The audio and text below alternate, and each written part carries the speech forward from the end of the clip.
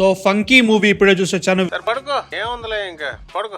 సినిమాలో స్టోరీ పట్టించుకోవద్దు, screen play పట్టించుకోవద్దు, యాక్టింగ్ పట్టించుకోవద్దు, ఓన్లీ కామెడీ కామెడీ కామెడీ అన్నారు. కామెడీ ఎక్కడ చెప్పండి, ఫస్ట్ మాట్లాడదాం. సెకండ్ హాఫ్ లో సంపత్ గారి పక్కగా ఒకడు ఉంటాడు, లైక్ కొంచెం జుట్టుతోటి ఒక ఆయన ఉంటాడు. ఆయన కామెడీ బాగుంది, సీరియస్లీ ఆయన కామెడీ బాగుంది. సెటార్లు వేస్తారు మధ్యలో, పార్ట్ 2 పార్ట్ 1 గురించి సినిమా, తెలుగు సినిమా గురించి ఒకటి, డివోషనల్ టచ్ మీద సినిమాలు బాగా వస్తున్నాయి కదా, దాని మీద ప్రొడ్యూసర్ల క్యామియోలు, డైరెక్టర్ల క్యామియోలు వస్తూ ఉంటాయి.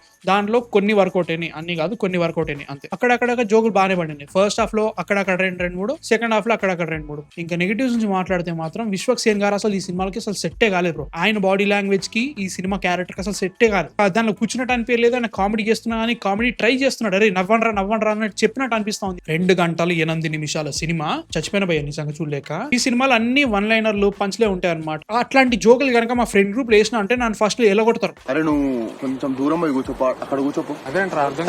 వన్ లైన్ పంచులు కూడా బాగా పడినా గానీ ఒక సర్టెన్ పాయింట్ తర్వాత ఆపు, కొత్తదేమని చూపెట్టి అనిపిస్తుంది. ఎందుకంటే సినిమా మొత్తం అదే నడుస్తుంది, వన్ లైన్ పంచులు. సినిమా మొత్తం అందరూ అనుదీప్ ని ఇమిటేట్ చేయడమే ట్రై చేస్తారు. అండ్ హైలైట్ ఏంటంటే సినిమాలో అనుదీప్ క్యామియో కూడా ఉంటుంది. నాకైతే మాత్రం ఓవరాల్ గా అసలు భయ్య సినిమా